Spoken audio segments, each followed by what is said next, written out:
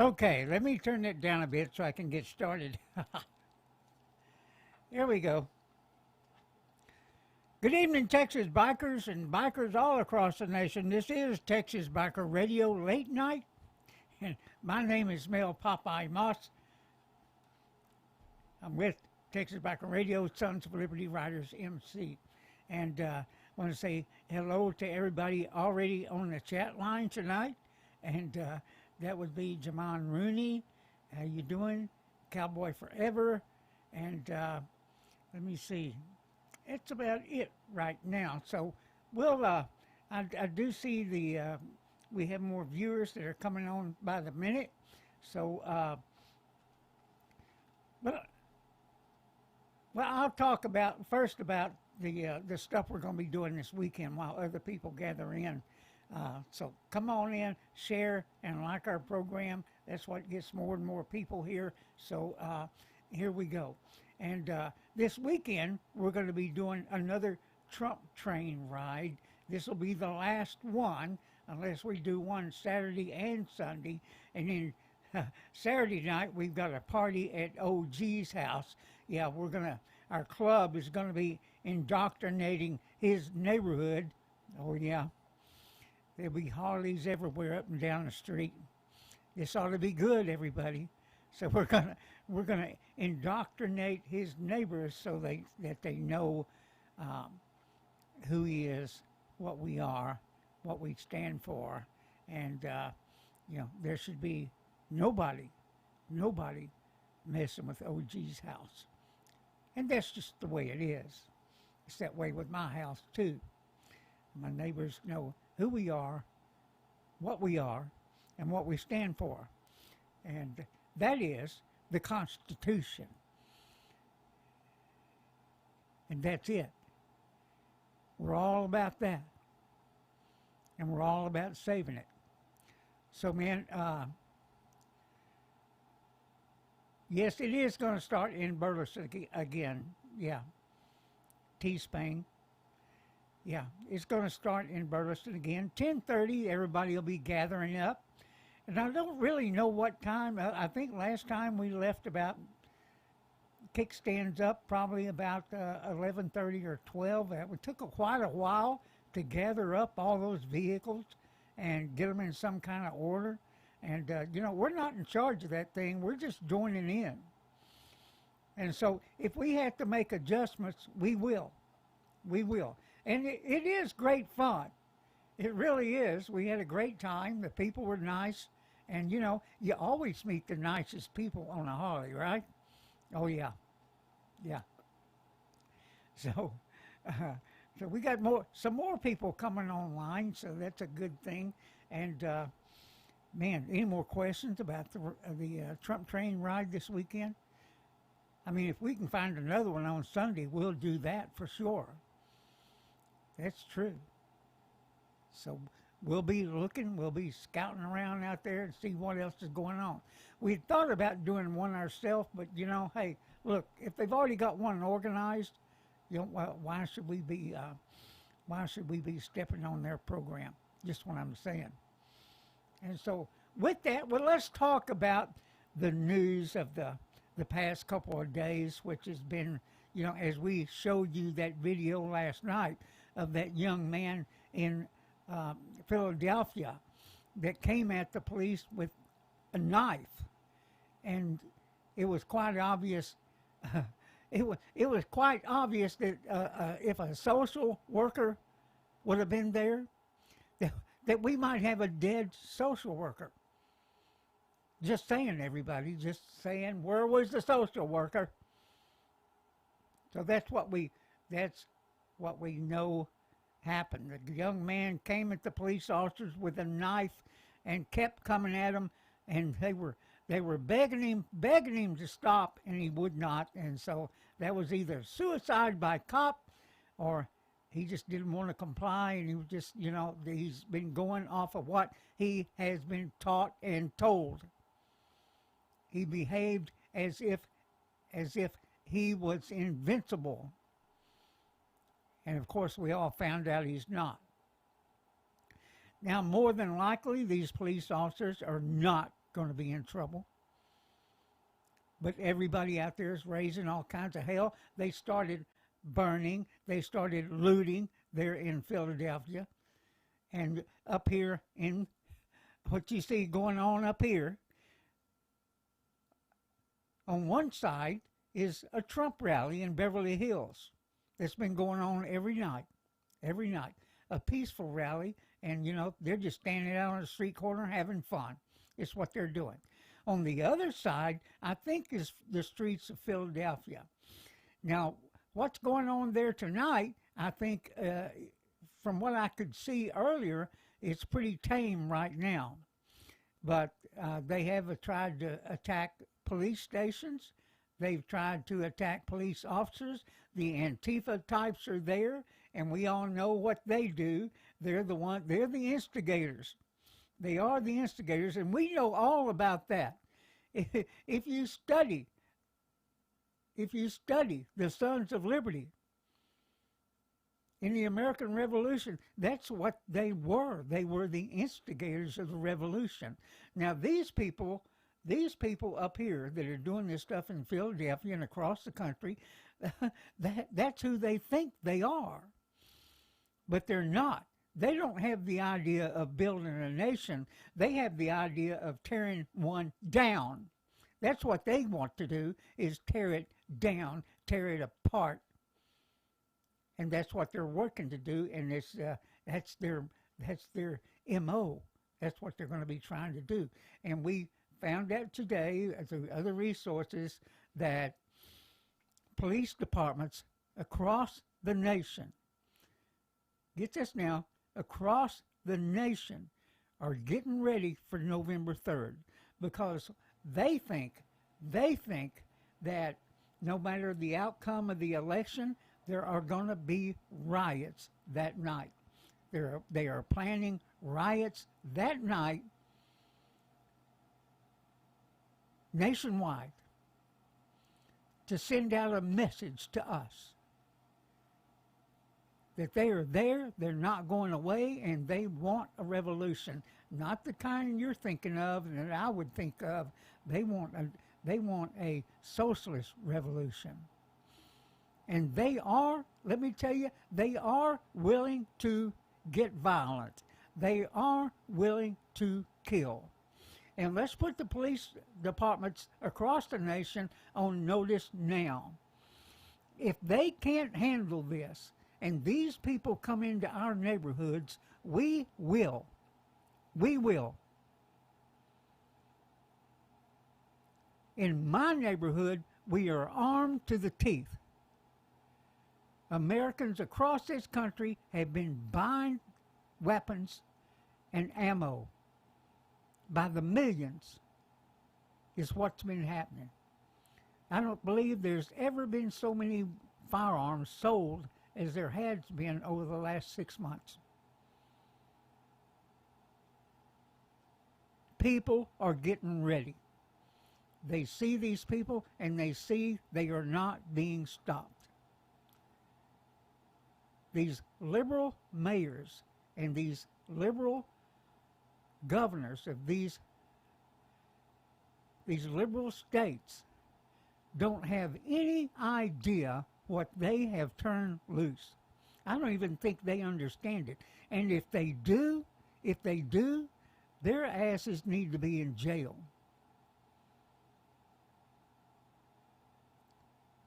Just my opinion, everybody. Just my opinion. So plan on being with us on November 3rd. Yes, we are going to podcast election night. We're going to be on, I think I put the time down. It's already posted. And there's a link out there already to it.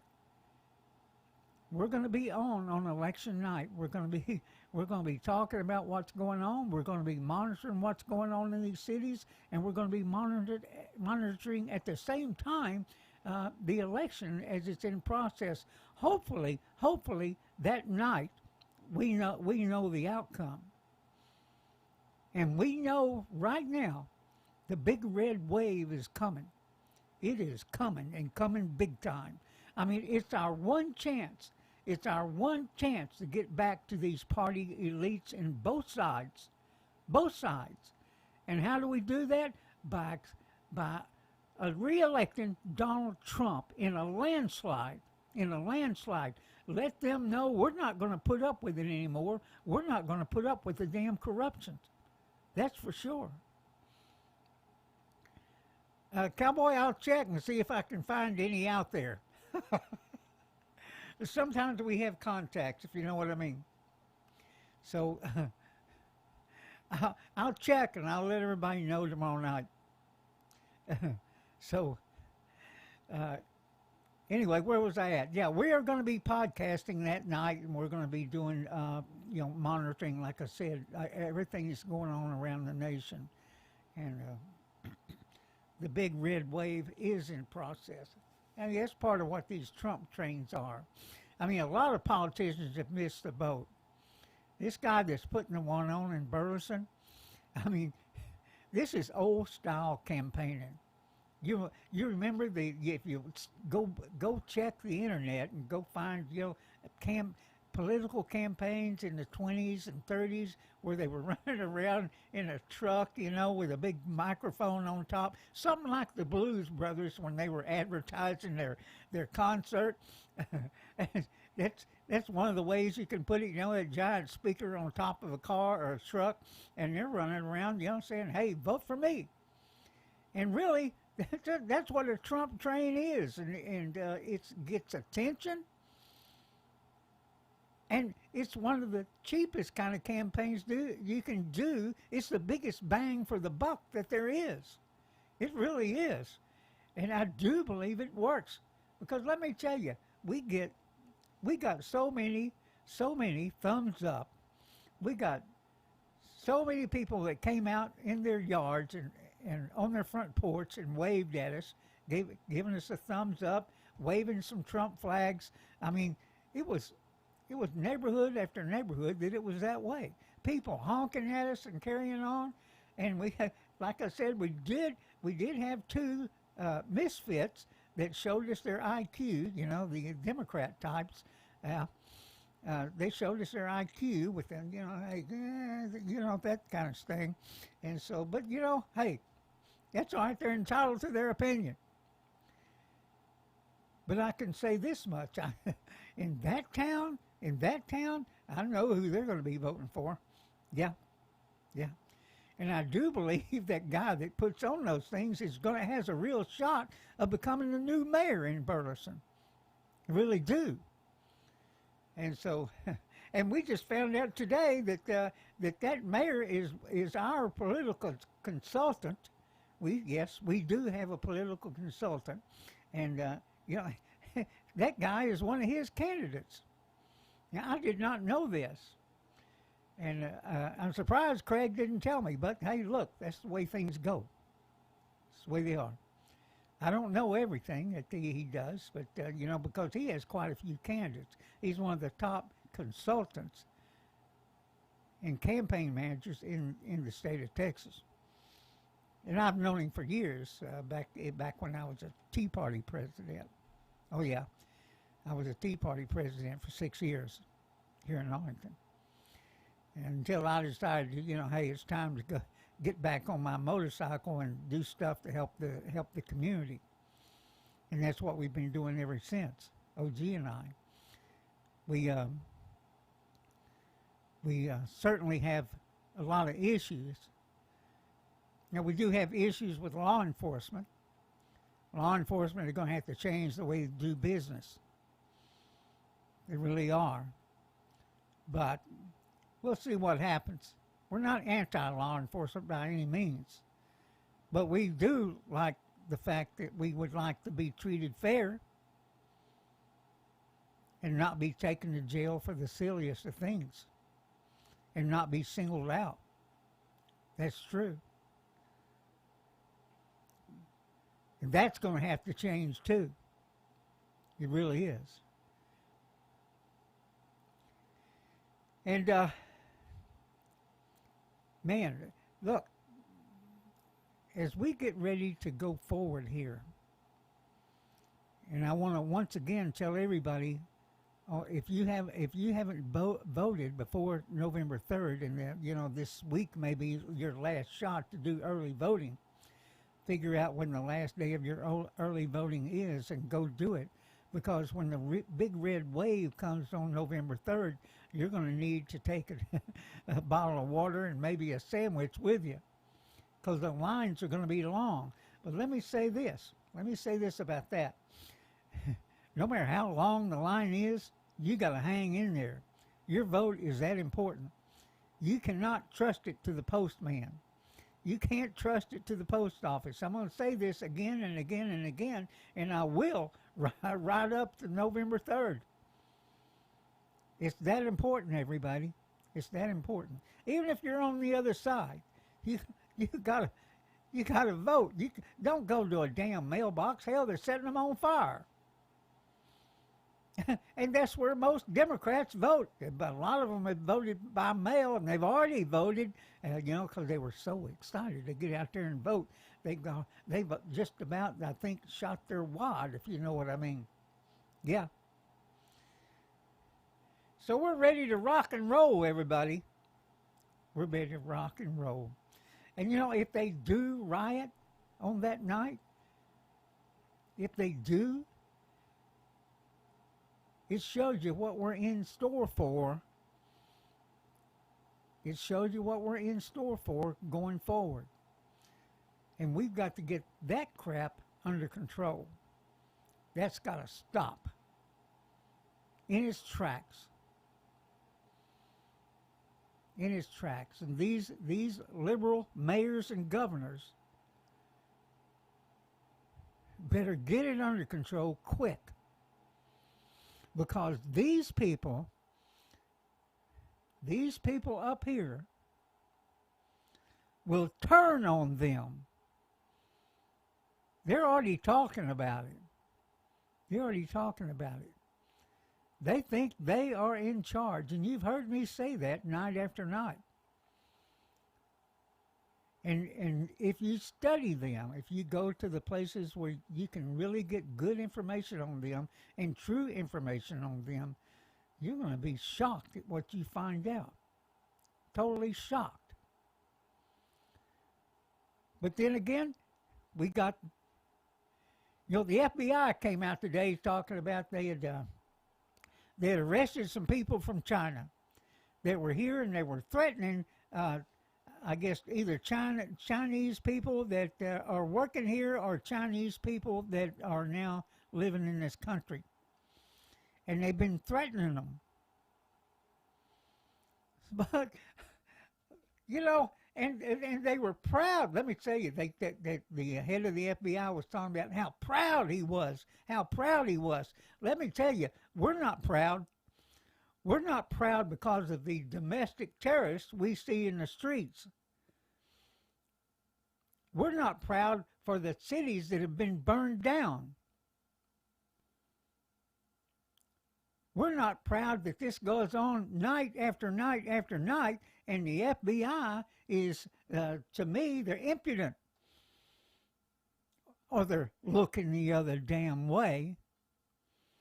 And now they come out, China, China, China, and the Democrats are saying Russia, Russia, Russia, and we're saying Democrats, Democrats, Democrats. Go arrest somebody.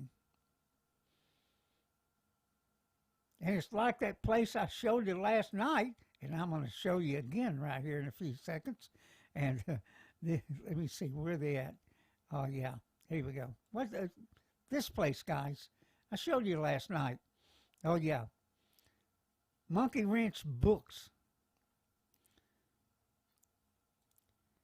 Now, the Texas DPS, Department of Public Safety, Highway Patrol, whatever you want to call them, they're the state police organization. Now, they know about this place, yet they haven't really done anything. It's still operating. It's still indoctrinating. It's still teaching people how to be violent during these protests. It's teaching them to get past the thought that they might die doing whatever it is they're doing. In other words, they are willing to die for the cause. And that may be what we're seeing with the BLM and this, like this young man that attacked those police officers. He's willing to die for the cause.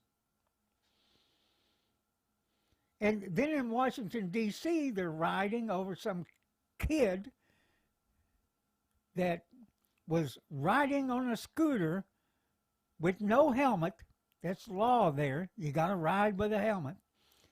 A policeman tried to pull him over, was going to give him either a warning or a ticket, and he takes off. Well, the cop takes off after him, and lo and behold, the kid pulls out in front of a car, gets run over, and gets killed. This is where we go back to, just comply. Just comply. And everybody goes home. But it seems that there's no shortage of young black men that have been taught they don't have to comply. And they end up dead. As sad as that is, who's teaching them that? Who is it doing that? That's the parents? Or who? Their friends? And let me tell you, kids nowadays are more influenced by their friends than they are their parents. That's the truth, everybody. That's the truth. And that hasn't changed much since we were kids. But you know what? I do believe we had a little bit more scrupulous. We still knew right from wrong, and we knew that there would be consequences for our actions.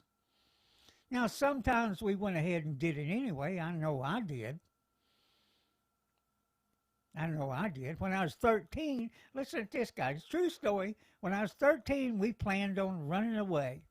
Now, why was we going to run away? Well, because we thought we were going to get bad grades on our report card, and we didn't want to face our parents and everything else. We decided it was a good idea. Well, lo and behold, my grades wasn't too bad. They wasn't too bad. But we felt we had made such good plans. We'd made such good plans that we were going to leave anyway. There was 5 of us. 13 years old, my birthday, guys, I ran away from home. Yeah. So we made it as far south as Waco. Then we decided to turn around and go to Oklahoma. Why? I have no clue. But we ended up on a bridge. Well, actually under the bridge, right there where the Red River, where 35W crosses the Red River. We were under a railroad trestle. And we had a big old bonfire. We was partying down. Oh, yeah. And so the whole time the highway patrol or the DPS was watching us underneath this bridge because we had this big fire going. And, of course, they had these little white rocks that, we'd throw them into the fire. They'd explode. And, we set the gear we had with us on fire. Oh, yeah. So we go up the highway. Well, they make a long story short. They caught us and then figured out who we were. Matter of fact, we'd been on television and everything else, the missing kids. And so they took us to the Gainesville jail. Yeah, they did. I told that cop, I said, you might as well get the detectives up here because there's fixing to be a murder when my daddy gets here. Oh, yeah. Anyway, that true story. My 13th birthday, I left home. And the point is, you don't always make good decisions. And there's going to be consequences. I knew that my dad once he caught up with me, was going to give me the whooping of my life, and he did. Yeah. My dad did not spare the the 3 foot piece of water hose. And that, let me tell you, water hoses back then were rigid. They're not those soft things you have today. And my sister thought he was going to kill me, but when all that was going on. But hey, look, it was pretty funny. After it was all said and done,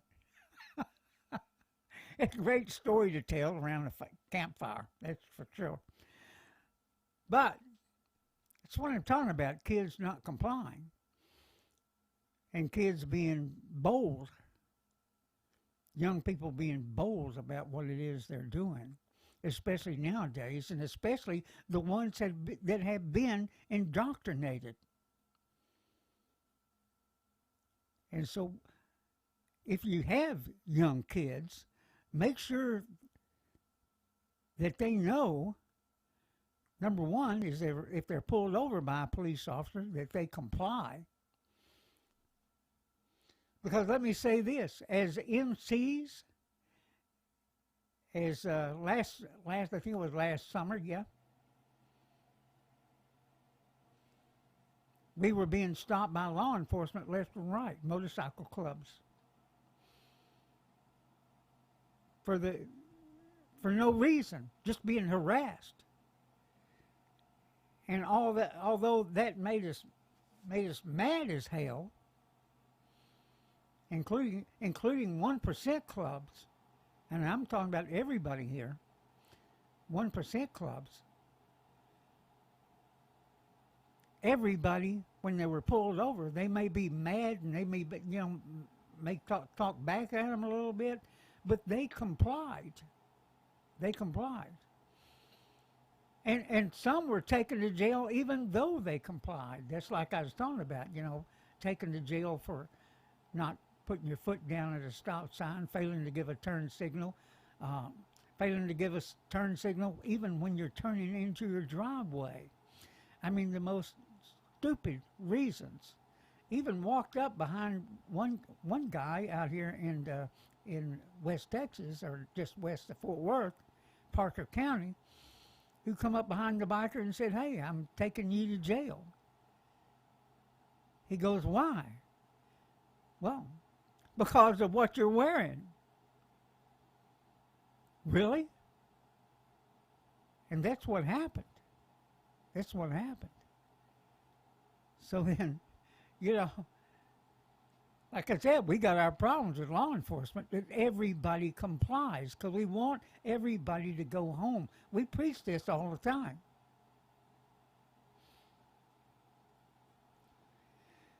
But that's where we're at, everybody. Write this down. You join us on November 3rd, Tuesday night, November 3rd, and, hey, join us. We'll have some fun. And it'll be the first podcast we've ever tried to do for that length of time. That's for sure. So maybe we can do it. Maybe we can't. We're going to give it every effort. And, of course, we'll have you guys on the chat line to help us. You'll make it interesting, I'm sure. Yeah. One thing we're fixing to do is get a bigger screen so we can read it better. Because in studio now, we have one screen's bigger than the other. The one I operate everything off of, it's on a bigger screen than what where the chat is. And so we'll improve that before next Tuesday. And it should be a lot of fun. Should be interesting as heck. And I can't wait. I can't wait for the big red wave to see everybody go crazy. Because the media is going crazy right now. Hey, Ghost Eagle, my dad was never around either. Oh, wait a minute. He was at the house, but he's an aircraft worker, and he was never home. It was always the next new project. And he worked many, many hours Yeah, I ended up being an aircraft worker also. So, I mean, I know, I understand it now. I didn't understand it as a kid. I never understood why I was never at my little league baseball games. And you know, back in the day, I was a hell of a hind catcher. Oh yeah, yeah. But he was never around. I don't remember him at one game, not one. And so, you know, my mom was always there. My mom was. My dad was never around. He was always on the next project. Yeah. As you can tell, I still got, I still got a bit of the cold still going. It's been the skies this evening, just before sunset. They cleared out. Beautiful, beautiful sun was out, and so you know maybe it'll help clear things up over here over the next few days. Or then again, maybe this everything will start pollinating again, and here we go for round 3 or 4. Is it? Whatever. But everybody, if you would pass the word, share our videos, like our videos, and especially when we first come on next, you know, tomorrow night and through the weekend, and you know, on up, right on up to November 3rd. We're riding a big red wave, guys. Let me get that right. I don't speak right since my cancer. Let me tell you, it sucks. It bothers the hell out of me. We're going to ride the big red wave. I have to think about it to make it right. With that, you guys, have a great evening. Ride safe, and we'll see you tomorrow night. And you know something's going to happen between now and then. You just know it. You feel it in your bones, and I do. Have a great evening. Ride safe, everybody. Ride safe.